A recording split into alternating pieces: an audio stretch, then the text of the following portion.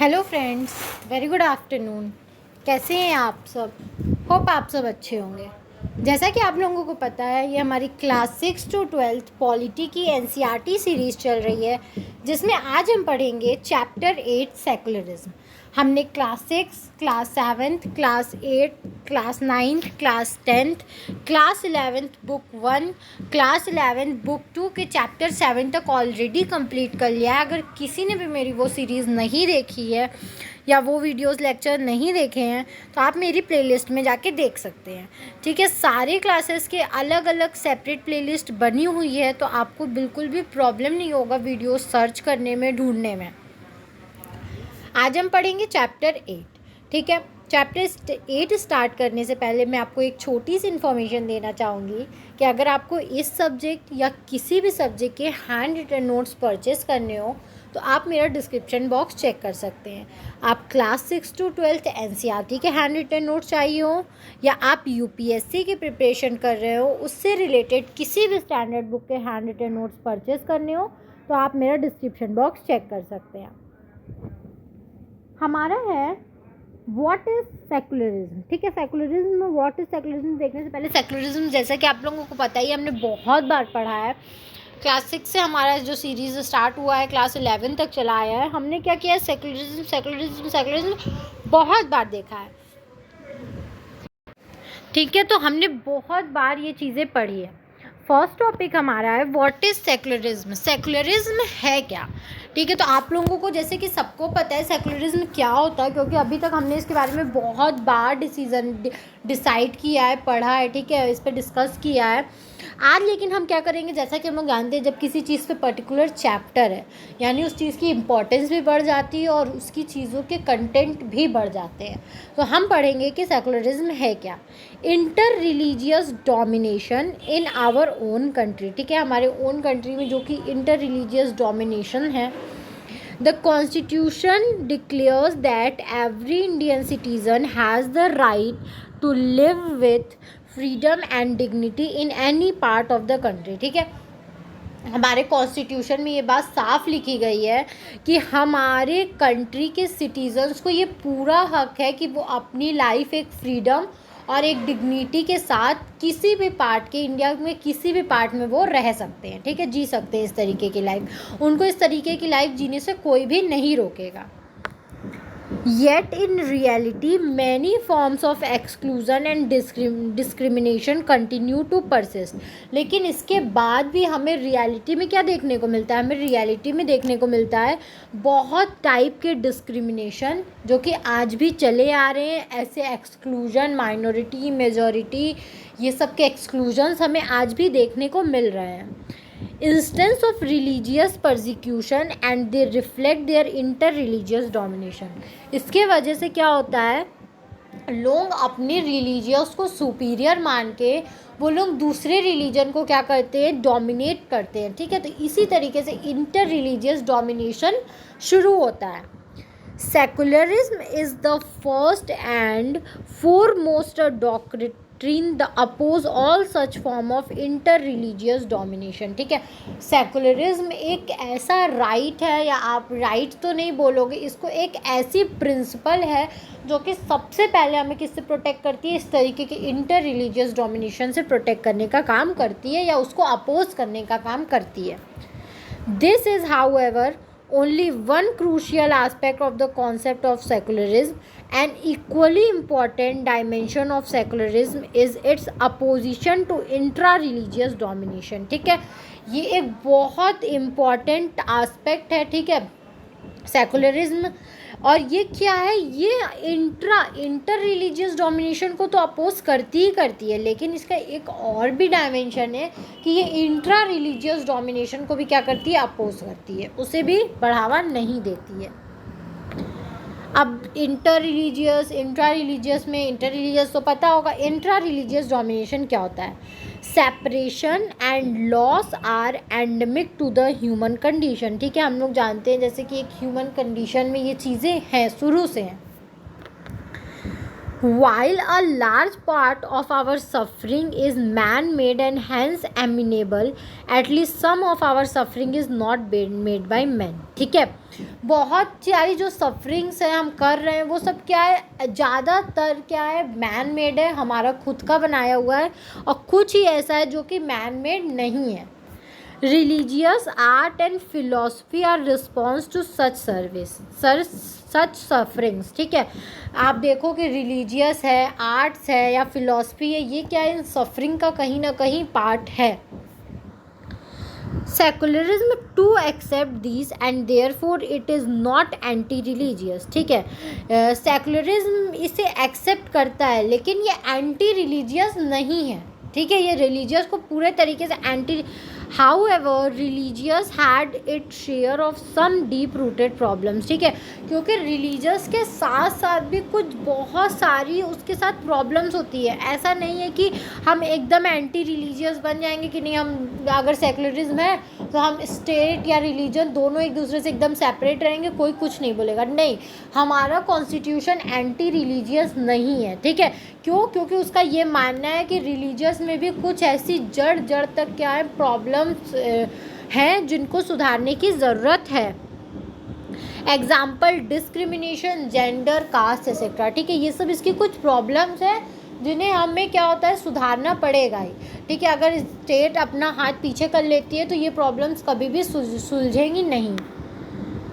As secularism is opposed to all forms of institutionalized religious domination. ठीक है, इसीलिए secularism क्या करता है, जितने भी तरीके की इंस्टीट्यूशन है उन सब को मना करता है कि आप कोई भी रिलीजियस डोमिनेशन नहीं करोगे. मतलब आप किसी भी रिलीजियस को नहीं मानोगे या आप किसी भी पर्टिकुलर रिलीजियस को लेके मुद्दे नहीं बनाओगे. ठीक है, आप किसी भी एक पर्टिकुलर रिलीजियस को लेके फेवर नहीं करोगे. We no possess a general idea of secularism. ठीक है, हमें पता है एक जनरल आइडिया सेकुलरिज्म के बारे में. ठीक है, हमने शुरू से पढ़ा है.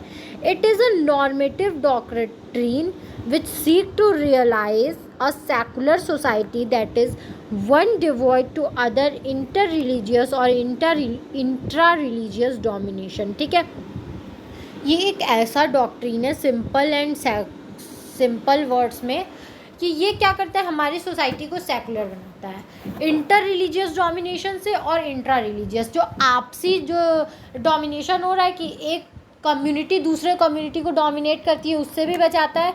और इंट्रा रिलीजियस मतलब अगर कोई स्टेट डोमिनेट करने की कोशिश करती है तो उससे भी हमें क्या करता है, प्रोटेक्ट करने की कोशिश करता है. मतलब प्रोटेक्ट करने की कोशिश का ही हमें पूरी तरीके से प्रोटेक्शन प्रोवाइड करते हैं. ठीक है, आज के ज़माने में हमें ऐसा नहीं देखने को मिलता है. बहुत मैक्सिमम केस में हमें यही देखने को मिलता है कि रिलीजियस कोई भी क्या करती है, पर्टिकुलर रिलीजियस को नहीं, स्टेट कोई भी पर्टिकुलर रिलीजन को लेके नहीं चलता है. ठीक है, वो एक अपनी कंट्री को लेके, एक स्टेट को लेके चलता है. वो लोगों को जनता समझता है, हिंदू, मुस्लिम, सिख, ईसाई नहीं समझता है. Put positively, it promotes freedom within religious and equality between as well as within religious. ठीक है, ये हमारी क्या करता है, फ्रीडम भी मेंटेन करके रखता है. ठीक है, रिलीजियस के साथ, और ये अपनी अपनी रिलीजन के साथ लोगों में इक्वालिटी को भी प्रमोट करता है. ठीक है, किसी का रिलीजन चेंज नहीं होता है, सब अपने अपने रिलीजन को मानते हैं, लेकिन सबको फ्रीडम भी दी गई है और सबको इक्वालिटी भी मिली हुई है. Within this large framework, let us now consider a narrower and more specific questions, namely. ठीक है, अभी तक तो हमने क्या पढ़ा, बहुत लार्ज फ्रेमवर्क पे पढ़ा. अब हम कुछ नैरो चीज़ें देखते हैं. ठीक है, जिसके बहुत स्पेसिफिक क्वेश्चंस हैं, जो बहुत छोटे छोटे क्वेश्चंस हैं, उनको देखते हैं. What kind of state is necessary to realize these goals? ठीक है, इस गोल्स को रियलाइज करने के लिए हमें किस टाइप के स्टेट की ज़रूरत है. In other words, let us consider how a state committed to the ideal of secularism should related to religion and religious communities. ठीक है, दूसरे वर्ड में बोलो तो कोई भी स्टेट ये आइडियल सेकुलरिज्म का कैसे कमिट करेगा, कैसे करेगा. ठीक है, जिसमें वो क्या कर सके, रिलीजियस और रिलीजियस कम्युनिटी को एक साथ कर सके चीज़ों को. अब इस सेकुलर स्टेट क्या होता है, perhaps one way of providing religious discrimination is to work together for mutual enlightenment. ठीक है, लोगों के अलग अलग रिलीजन के साथ भी आप क्या कर रहे हो, वो लोग एक साथ काम कर रहे हैं, रह रहे हैं, तो इसी को हम लोग बोलते हैं secular state. Education is one way of helping to change the mindset of the people. In modern societies, states have enormous public powers. ठीक है, ये चीज़ें कैसे बदल सकती हैं? सेकुलर स्टेट में क्या होता है कि लोग अलग अलग रिलीजन्स के साथ भी एक रहें, ठीक है, इक्वल रहें। तो ये चीज़ें हमारी एजुकेशन एक मेन सोर्स इसका बताया गया है, जो लोगों के जो माइंड सेट है, पुराने माइंड सेट है, उनको बदल सकता है। और वो क्या कर सकता है, क्योंकि आज के ज़माने में हमारे स्टेट के पास, हमारी सोसाइटी के पास एक इनॉर्मस पावर है। क्या पावर है? हमारी आम जनता उसकी एक पावर की तरह उनको वर्क करती है, public power. What kind of state is needed to prevent religious conflict and to promote religious harmony? ठीक है, हमें किस तरीके, स्टेट को किस तरीके की ज़रूरत है, ठीक है, कि वो क्या कर सके, जो रिलीजियस कॉन्फ्लिक्ट्स हैं उसको कम भी कर सके और रिलीजियस हारमोनी को प्रमोट भी कर सके। How should a state prevent domination by any religious group? कैसे कोई भी स्टेट किसी भी रिलीजियस ग्रुप के डोमिनेशन को अपोज कर सकता है या उससे प्रिवेंट कर सकता है?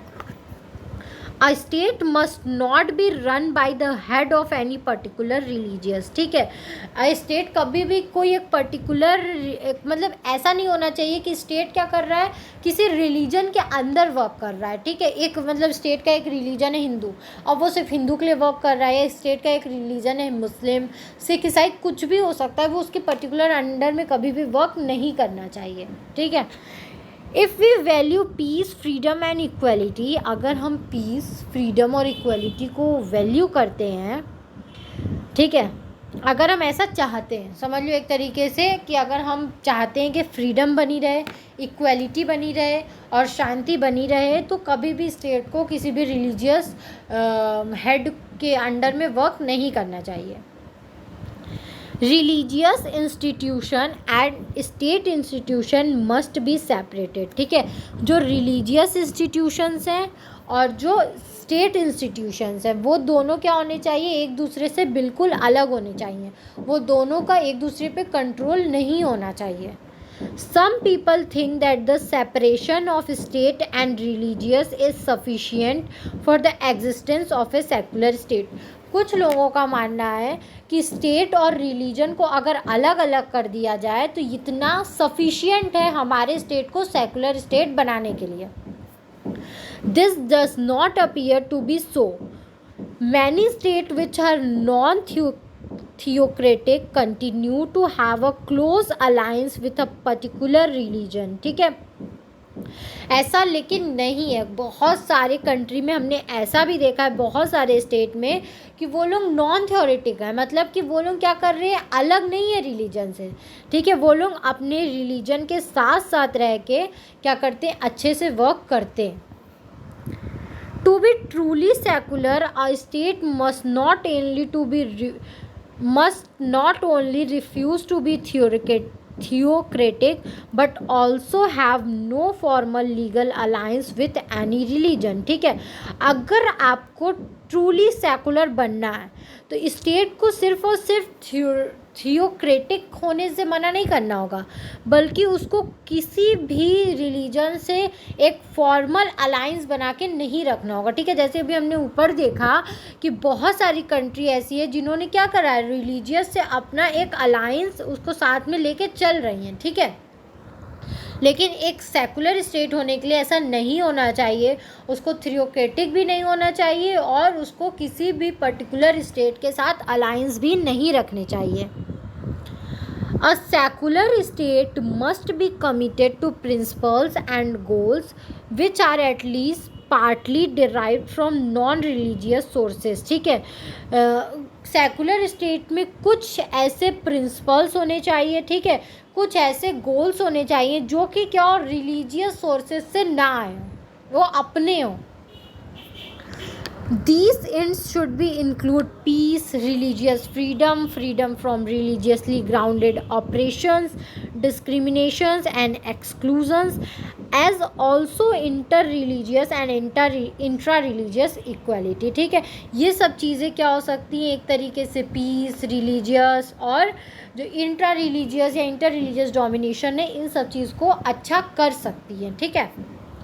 To promote these ends, the state must be separated from organized religion and its institution for the sake of some of these value. ठीक है, इन चीज़ों को प्रमोट करने के लिए हमारी स्टेट को रिलीजियस इंस्टीट्यूशन से बिल्कुल सेपरेट होना पड़ेगा. ठीक है. ठीक है, और उन्हें इस टाइप के वैल्यू को क्या करना पड़ेगा, अडॉप्ट करना पड़ेगा. In fact, the nature and extent of separation may different forms. ठीक है, depending upon the specific values it is meant to promote and the way in which these values are split out. ठीक है, इसके जो extent के nature हो सकते हैं, सेपरेशन के नेचर हो सकते हैं, वो अलग अलग हो सकते हैं. वो पूरी तरीके से डिपेंड करता है कि आप किस टाइप के वैल्यूज़ को किस तरीके से अडॉप्ट करना चाहते हो और आप उसको किस तरीके से स्प्लिट आउट कर रहे हो. We will now consider two such concept. ठीक है, अब हम दो ऐसे कॉन्सेप्ट को पढ़ेंगे. पहला है the main stream western concept best represent by the American state. पहला क्या है, हम लोग वेस्टर्न कॉन्सेप्ट पढ़ेंगे. ठीक है, जो कि अमेरिकन स्टेट का है. And alternative concept best exemplified by the Indian state. ठीक है, फिर एक अल्टरनेटिव कंसेप्शन पढ़ेंगे जिसका बेस्ट एग्जाम्पल है हमारा Indian state. The western modern of secularism क्या है? American model separation of religious and state is understood as mutual exclusion. ठीक है, जो अमेरिकन मॉडल है सेपरेशन का, वो स्टेट क्या है, अपने म्यूचुअल सेपरेशन एक्सक्लूजन किया रहता है कि स्टेट का वहाँ का मानना है. सिंपल मैं एक शॉर्ट वर्ड में आपको बता देती हूँ. वहाँ की स्टेट वहाँ के रिलीजियस मैटर में नहीं बोलती है, ना ही वहाँ के रिलीजियस लोग कभी भी स्टेट के मैटर में कुछ बोलते हैं. A state will not intervene in the affairs of religion and in the same manner religion will not interfere in the affairs of the state. ठीक है, ना ही रिलीजन इंटरफेयर करता है ना ही स्टेट इंटरफेयर करते हैं. दोनों एक दूसरे से एकदम अलग होते हैं, म्यूचुअल एक्सक्लूजन होता है उनका. Each has a separate sphere of its own with independent jurisdiction. ठीक है, वो दोनों का अपना अपना एक अलग अलग दायरा होता है और वो अपनी अपनी जुरिडिक्शन के अंदर मतलब अपने अपने तरीके से काम करते हैं.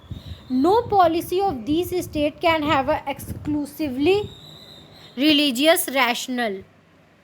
ठीक है, वो पूरी कोई भी पॉलिसी क्या होता है, पूरे तरीके no religious classification can be the basis of any public policies. ठीक है, कोई भी तरीके के रिलीजियस क्लासिफिकेशन कोई भी पब्लिक पॉलिसी बनाने में क्या करेगा, उसका बेसिस नहीं होगा. ठीक है, if this happened there is an illegitimate instruction of religions in the state. ठीक है, अगर ऐसा होता है तो वो लोग क्या करेंगे, मतलब इस तरीके से इलेजिटिमेट माना जाएगा. ठीक है, लेजिटिमेट नहीं माना जाएगा उस चीज़ को.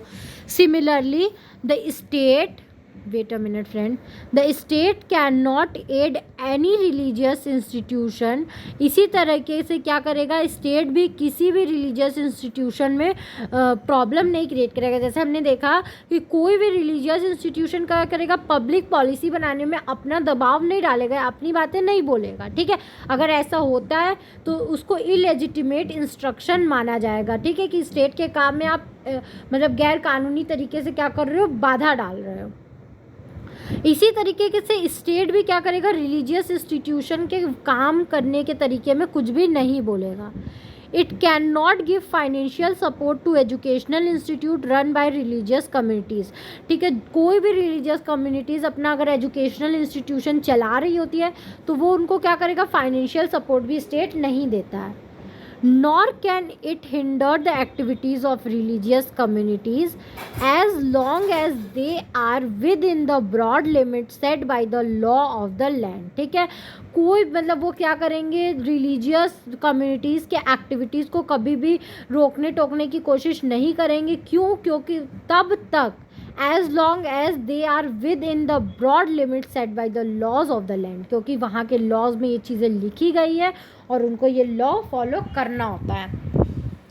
अब इंडियन मॉडल ऑफ सेक्युलरिज्म देख लेते हैं क्या है। Indian secularism is fundamentally different from western secularism. हमारा जो सेक्युलरिज्म का मॉडल है वो वेस्टर्न सेक्युलरिज्म से एकदम डिफरेंट है। Indian secularism is completely different from western secularism. Before we understand these, we need to remember that India is a religiously diverse country. हमारी जो इंडियन सेक्युलरिज्म है वो वेस्टर्न सेक्युलरिज्म से एकदम अलग है। इसको समझने से पहले हमें ये जानना ज़रूरी है कि हमारे इंडिया में अलग अलग रिलीजियस डाइवर्सिटी है। हमारे यहाँ बहुत सारे रिलीजियस कम्युनिटी क्या करती हैं, एग्जिस्ट करती हैं, इसलिए हम लोग इसको रिलीजियस डाइवर्सिटी कंट्री भी डाइवर्स कंट्री भी बोलते हैं। The difference between Indian and Western secularism are keeping our deep-rooted diversity in mind. अगर आपको इंडियन और वेस्टर्न सेक्युलरिज्म में डिफरेंस समझना है तो आप एक चीज़ अपने दिमाग में रख के समझ सकते हो कि हमारे यहाँ क्या है, बहुत जड़ तक क्या है, डाइवर्सिटी है इंडिया में, ठीक है। हर चीज़ में डाइवर्सिटी पाई जाती है। Indian secularism focused on equality, और हमारी इंडियन सेक्युलरिज्म क्या है, वो हमेशा फोकस करती है इक्वालिटी पे। It opposed the oppression of women and Dalit within Hinduism on Indian Islam और Christianity, ठीक है। ये हर उस मूवमेंट को रोकती है अगर वुमेंस के खिलाफ कुछ हो रहा है, दलित के खिलाफ कुछ हो रहा है, ठीक है, इस्लाम में हो, चाहे वो हिंदू में हो, चाहे वो क्रिश्चियन में हो, तो वो उन हर चीज़ों पर रोक लगाती है, ठीक है। चाहे वो हिंदू की वुमेन हो, चाहे मुस्लिम की वुमेन हो, चाहे वो क्रिश्चियन की वुमेन हो, अगर उनके साथ कुछ गलत हो रहा है तो हमारे तरफ से स्टेट बोलेगी, ठीक है। वो कभी भी गलत चीज़ को साथ नहीं देगी, हमारी इक्वालिटी ये मानती है। Indian secularism deals not only with religious freedom of individuals but also with religious freedom of minority community. हमारी जो इंडियन सेक्युलरिज्म है वो सिर्फ और सिर्फ इंडिविजुअल के फ्रीडम की बात नहीं करती है कि सबको रिलीजियस फ्रीडम है, बल्कि जो माइनॉरिटी है, ठीक है, जिस रिलीजियस कम्युनिटी की माइनॉरिटी है, माइनॉरिटी कम्युनिटी के रिलीजियस को भी वो क्या करते हैं, प्रोटेक्ट करने का काम करते हैं। It individual has right to profess religion of his और हर चॉइस। हमारे यहाँ इंडिविजुअल को पूरा हक है कि वो अपनी प्रेफरेंस के हिसाब से अपना रिलीजन चूज़ कर सकता है, उसको प्रोपेगेट कर सकता है। Religious communities have a right to exist and establish their own culture and educational institute. Religious communities को ये पूरा right होता है कि वो अपने religious institution या अपने educational institution, अपने culture के वो establish कर सकते हैं। We are having state supported religious reform. हमारे पास ऐसा state है जो कि religious reform को पूरी तरीके से support करता है। Our constitution has banned untouchability. जैसा कि हमने देखा है हमारी कॉन्स्टिट्यूशन ने अनटचेबिलिटी को भी बैन किया है, वो भी एक रिलीजियस अफेयर था, लेकिन हमारी अगर कॉन्स्टिट्यूशन, हमारी सरकार को ऐसा लगा कि वो चीज़ें गलत है तो उसने उसमें बोला और उसको हटाया। It has also enacted several laws like abolishing child marriage and also allowing intercaste marriage within Hinduism, ठीक है। इसने क्या किया, और भी बहुत सारी चीज़ों को बदला है, जैसे चाइल्ड मैरिज को हटाया है, इंटरकास्ट मैरिज, ठीक है, जो था उसको हटाया है, उसको मतलब लाए हैं कि आप इंटरकास्ट मैरिज कर सकते हो। So the question is, since the state intervenes in religious reform, so can it be called secular.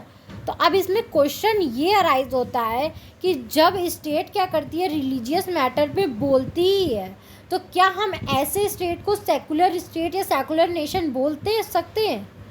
India has adopted a very sophisticated policy of religious equality, ठीक है। हमारी इंडिया ने क्या किया है, बहुत अलग तरीके की रिलीजियस इक्वलिटी पॉलिसी को अपनाया। It has chosen positive mode of engagement. हमारे यहाँ क्या किया गया है, हर चीज़ को निगेटिवली नहीं लिया गया है, हमें जो चीज़ सही लगा, जो चीज़ पॉजिटिव लगा, हमने उस मोड को क्या किया, चूज़ किया। It grants all religious minorities the right to establish and maintain their own educational institute which may receive assistance from state. ठीक है, इसने हर उस religious minorities को ये right दिया है कि वो अपना क्या कर सकते हैं, एजुकेशनल इंस्टीट्यूट बना सकते हैं, अपने कल्चर को प्रमोट कर सकते हैं और इसमें उनको स्टेट की पूरी सहायता मिलेगी. These strategies are adopted by state to promote values of peace, freedom and equality. इस तरीके की स्ट्रैटेजी हमारे स्टेट ने क्यों अडॉप्ट की है? ताकि हमारे यहाँ पीस, फ्रीडम और इक्वलिटी हमेशा बनी रहे और प्रमोट भी होती रहे.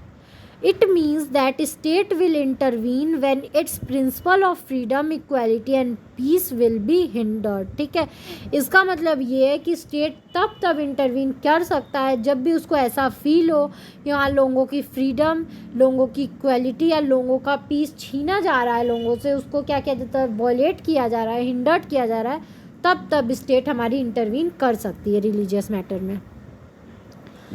Indian constitution allows for principle state intervention. ठीक है, हमारी इंडियन कॉन्स्टिट्यूशन ये प्रिंसिपल देती है स्टेट को कि आप लोग क्या कर सकते हो, किसी भी रिलीजियस मैटर में इंटरवीन कर सकते हो. अब हम लोग देखते हैं क्रिटिसिज्म ऑफ इंडियन सेकुलरिज्म. अब कुछ क्रिटिसिज्म भी हैं जो कि इंडियन सेकुलरिज्म के लिए किए गए हैं. पहला तो बोला गया है कि ये एंटी रिलीजियस है. ठीक है, एंटी रिलीजियस मतलब कि पूरा का पूरा रिलीजन के एंटी रिलीजियस समझ ही रहे हो आप लोग कि जैसे कि रिलीजियस को एक रिलीजन होता है, एक एंटी रिलीजन की उसको अपोज करना.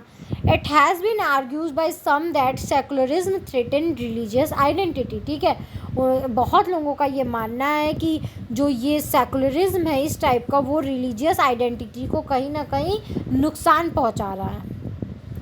However, as we noted earlier, secularism promotes religious freedom and equality. ठीक है, लेकिन क्या है, ऐसा तो अब बोल दिया लोगों ने कि ये, लेकिन ऐसा नहीं है. हमने देखा है कि सेकुलरिज्म क्या होता है, उसने फ्रीडम और इक्वलिटी को प्रमोट करने में बहुत हेल्प की है.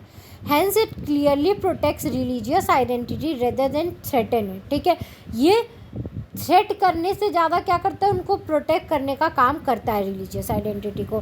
तो ये एक तरीके से गलत बात है कि ये एंटी रिलीजियस है. नहीं, ये एंटी रिलीजियस नहीं है. दूसरा है कि क्रिटिसिज्म कि ये वेस्टर्न इम्पोर्ट है, इसको वेस्टर्न से अडॉप्ट किया गया है, इम्पोर्ट किया गया है, मतलब अपने कॉन्स्टिट्यूशन में लिखा गया लेके. As secular state may keep in a principles distance from religion to promote peace between communities, and it may also intervene to protect the right of specific communities. ठीक है, एज ए सेकुलर स्टेट क्या है कि इसने ऐसा principal भी adopt किया है कि वो क्या कर सके, रिलीजियस मैटर से दूर भी रहे, लेकिन वहीं पे वो तब इंटरवीन भी कर सकता है कि उसे लगता हो कि किसी उसकी स्पेसिफिक कम्युनिटीज़ का राइट को उसको प्रोटेक्ट करना है, तो वो वहाँ पे क्या कर सकता है, बोल भी सकता है. This exactly is what happened in India. India evolved a variant of secularism that is not just an import from the West and Indian soil. ठीक है, इसका मतलब ये है कि हमने क्या किया है, बहुत अलग अलग तरीके के सेकुलरिज्म अपनाए हैं. ठीक है, अलग तरीके से अपनाया है. इसका मतलब है कि हमने इसे इम्पोर्ट नहीं किया है, ये हमारी ही मिट्टी का बना हुआ है. ठीक है, हमारे ही देश का बना हुआ है. In fact is that the secularism has both western and non-western origin. इसका मतलब है कि जो सेकुलरिज्म है वो वेस्टर्न भी है और नॉन वेस्टर्न ओरिजिन, दोनों आप इसको बोलोगे. The fact is that the secularism has both, ये लाइन नहीं है, in the west it was the church state separation which was central, and in countries such as India the ideas of peaceful coexistence of different religious communities have been important. ठीक है, waste में हमने देखा है कि वहाँ पे state क्या है, सेपरेट रहता है रिलीजियस से हमेशा. ठीक है, वहाँ पे हमेशा क्या होता है, जो सेंट्रल रहता है वो हमेशा क्या होता है, पावरफुल होता है, उसी के अकॉर्डिंग चलता है. लेकिन हमारे इंडिया में हमने पीसफुल और एक साथ रह के अलग अलग कम्युनिटीज़ को जोड़े रखा है, ये बहुत इम्पॉर्टेंट है. नेक्स्ट हमारा बताता है माइनॉरिटिज़म. माइनॉरिटिज़म क्या है, the most fundamental interest of minorities must not, wait a minute friends, The most fundamental interest of minorities must not be harmed and must be protected by constitutional laws. ठीक है, इसका ऐसा मानना था थर्ड क्रिटिसिज्म का ये कि minorities के लिए वर्क करता है. ठीक है, बोला गया है कि जो फंडामेंटल इंटरेस्ट है वो क्या करता है, माइनॉरिटीज़ के इंटरेस्ट को ज़्यादा प्रोटेक्ट करता है, उसको कॉन्स्टिट्यूशनली हार्म होने से बचाता है. नहीं तो सही है. The most fundamental interest of minorities must not be harmed and must be protected by constitutional law. This is exactly how it is in the Indian constitution. Minority rights are justified as long as these rights protect their fundamental interest. ठीक है, minorities rights तब तक justified है. ठीक है, minorities में से बोला गया कि वो क्या करते हैं, सिर्फ माइनॉरिटीज़ के लिए वर्क करते हैं. ठीक है, हमने देखा है कि हमारा फंडामेंटल इंटरेस्ट में बोला गया है कि माइनॉरिटीज़ को हार्म ना हो, लेकिन माइनॉरिटीज़ राइट जब तब तक जस्टिफाइड है जब तक राइट फंडामेंटल इंटरेस्ट को क्या किया जाए, प्रोटेक्ट किया जाए. ठीक है, ऐसा नहीं है कि अब हम सिर्फ उन्हीं के लिए वर्क करें, उन्हीं के लिए, ऐसा नहीं है. हमारे यहाँ भी ऐसा नहीं है. जब हमें लगता है किसी पर्टिकुलर कम्युनिटीज़ के साथ कुछ गलत हो रहा है, देन हम क्या करते हैं, चीज़ों को सही करते हैं, स्टेट इंटरवेंशन करता है. Next, interventionist. ठीक है, कि हमेशा रोक टोक लगाता रहता है. A fourth criticism claims that secularism is coercive and that is interferes excessively with the religious freedom of communities. Fourth criticism ये मानता है, ब्लेम लगाता है कि ये क्या करता है, रिलीजियस कम्युनिटीज़ के फ्रीडम को क्या करता है, छीनता है, उनको हमेशा क्या करता है, अलग अलग तरीके से रोक टोक उन पर लगाता है. This merits Indian secularism. लेकिन ये गलत है. अगर कोई ऐसा बोल रहा है तो वो हमने हमारे कॉन्स्टिट्यूशन, हमारे सेकुलरिज्म के प्रिंसिपल्स को अच्छे से नहीं पढ़ा है. ठीक है, ये गलत है पूरी तरीके से, ऐसा नहीं होता है. It is the true that by rejecting the idea of separation as mutual exclusion, Indian secularism reject non interference in religious. ठीक है, but it does not follow that it is excessively interventionist. ठीक है, हम ये मानते हैं कि हमने क्या किया है, सेपरेशन का और म्यूचुअल एक्सक्लूजन का क्या किया, एक तरीके से एज म्यूचुअल एक्सक्लूजन हमने इस चीज़ को रिजेक्ट कर दिया है. ठीक है, कि हम सेपरेट नहीं रहेंगे, हम क्या करेंगे, उसमें इंटरवीन करेंगे, लेकिन हम एक्स्ट्रा इंटरविनिस्ट हैं, ये चीज़ें गलत है. ठीक है, हमें जब ज़रूरत पड़ती है हमारी स्टेट तभी उन चीज़ों में इंटरवीन करती है. Indian secularism follow the concept of principal distance which also allows non-interference. ठीक है, इंडियन की जो सेकुलरिज्म है, इंडियन सेकुलरिज्म है, वो प्रिंसिपल डिस्टेंस के कॉन्सेप्ट को भी फॉलो करता है, लेकिन उसके साथ साथ नॉन इंटरफेरेंस को भी वो अलाउ करता है.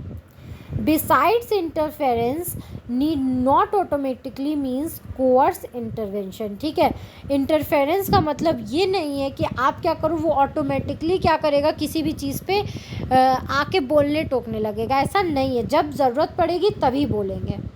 फिर इसमें बताया गया है वोट बैंक पॉलिटिक्स. मतलब जब वोट होते हैं तो हम लोग रिलीजियस को यूज़ करके as a vote bank politics इसको बना दिए.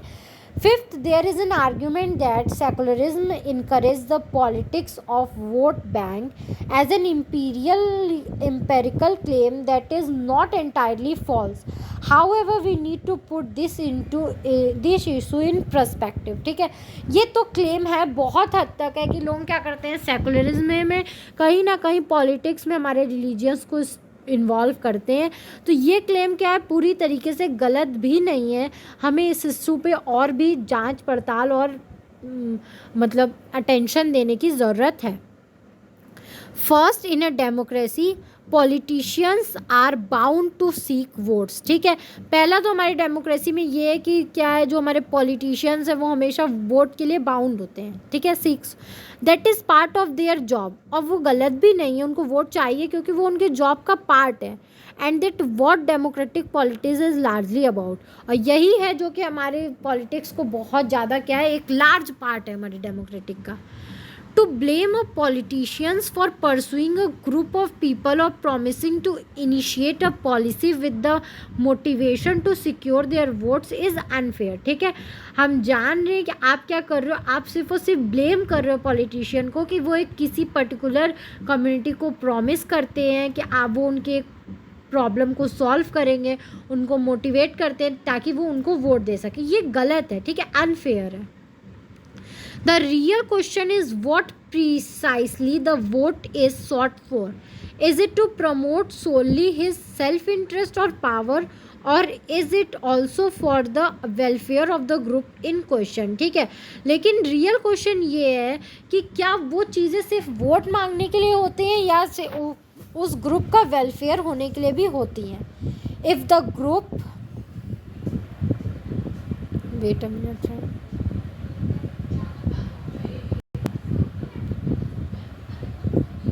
if the group which voted for the politician does not get any benefit from this act, then surely the politician must be blamed। ठीक है, आप इस क्वेश्चन का आंसर तब निकाल सकते हो जब आप क्या करो, उन लोगों से पूछो जिन्होंने एक पर्टिकुलर पॉलिटिशियन को वोट दिया है, उसके बाद भी उनको उस एक्ट के बेनिफिट्स नहीं मिले, तब आप क्या कर सकते हो, पॉलिटिशियन को पूरी तरीके से ब्लेम कर सकते हो, तब उसमें गलत नहीं है।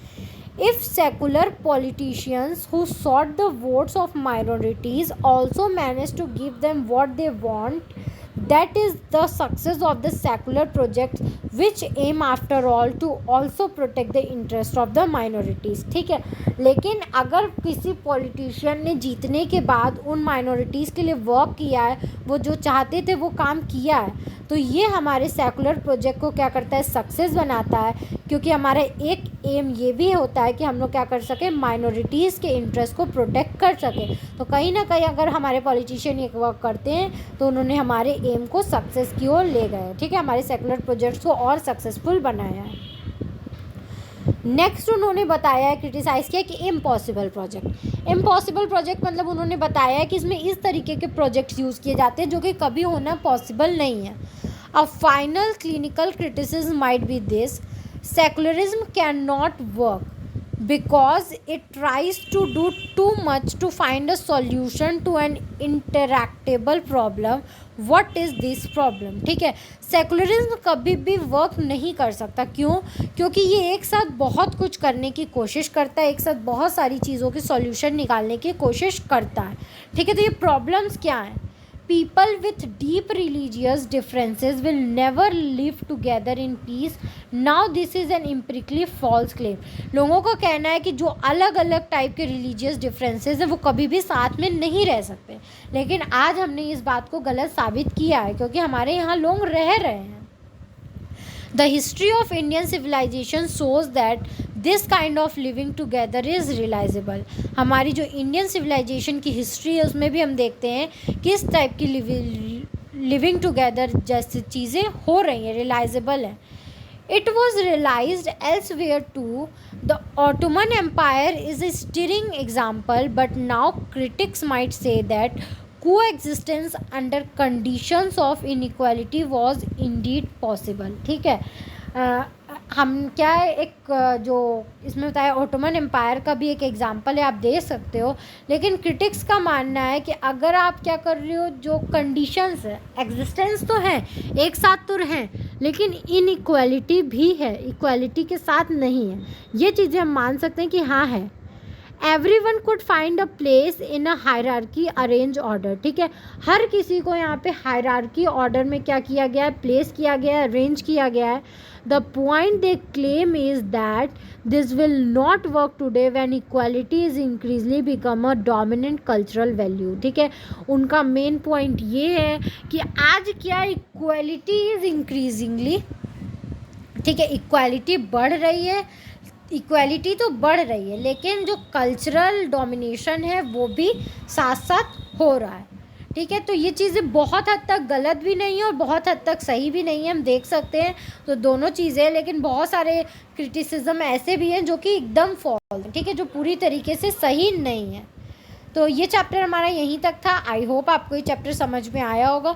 इसका छोटा और सिंपल सा अगर आप कंक्लूज़न निकालो तो हमारी इंडियन सेकुलरिज्म कैसी है, वो अपने आप को रिलीजियस अफेयर से दूर भी रखती है, लेकिन जब उसको लगता है कुछ गलत हो रहा है तो वो जाके क्या करती है, उसमें बोलती भी है। कुछ सारे क्रिटिसिज्म हमने पढ़े, लेकिन क्रिटिसिज्म कोई ऐसे नहीं है जिनको हम रियली बोल सके कि हाँ ये सही बात है, इस पर हमें ध्यान देने की ज़रूरत है। जहाँ अच्छाई होती है उसके साथ साथ कुछ कमियाँ होती है जिनको हमें साथ में लेके चलना होता है। आई होप आपको ये चैप्टर समझ में आया हो। अगर फिर भी कहीं भी कोई भी दिक्कत हो तो आप मुझे कमेंट सेक्शन में कमेंट करके पूछ सकते हैं। वर्ड्स बहुत सिंपल है, जैसे आप लोगों को लगता होगा कभी कभी मैम ने वर्ड्स ही बोल के छोड़ दिया, तो वर्ड्स बोल के छोड़ने का मतलब ये होता है क्या, क्योंकि वर्ड्स बहुत सिंपल है, आपको उसके डीप में जाने की ज़रूरत ही नहीं है, उतने वर्ड्स आपके लिए सफिशिएंट है। ठीक है, यह एनसीईआरटी है। जब आप स्टैंडर्ड पढ़ोगे तो आपको क्या होगा, जब आप एम लक्ष्मीकांत पढ़ोगे तो आपको और डीप में चीज़ें समझ में आएंगी, तब आपको एकदम भी प्रॉब्लम नहीं होगा कि हाँ एक्चुअली में आपको क्या हो रहा है क्या नहीं हो रहा है, आपको चीज़ें समझ में आ जाएगी। और एनसीईआरटी पढ़ने के बाद आई डिडंट थिंक, मैंने तो जब सेकुलरिज्म पढ़ाया तभी मैं समझ में आ जाना चाहिए कि हाँ सेकुलर ये चीज़ें है, उसको 4 लाइन में डिफाइन करने से उसका मेन मतलब नहीं बदल जाता, उसके कुछ फीचर्स, उसके कुछ क्रिटिसिज्म, यही सब चीज़ें ऐड रहती हैं, मेन जो पॉइंट होता है वो वही होता है। तो अगर आपको इस सब्जेक्ट या किसी भी सब्जेक्ट के हैंड रिटन नोट्स परचेस करने हो, क्लास 6 to 12 एनसीईआरटी यूपीएससी से रिलेटेड किसी भी स्टैंडर्ड बुक के, तो आप परचेस करने के लिए मेरा डिस्क्रिप्शन बॉक्स चेक कर सकते हैं। Thank you very much and please please please like, subscribe and share my channel. Thank you.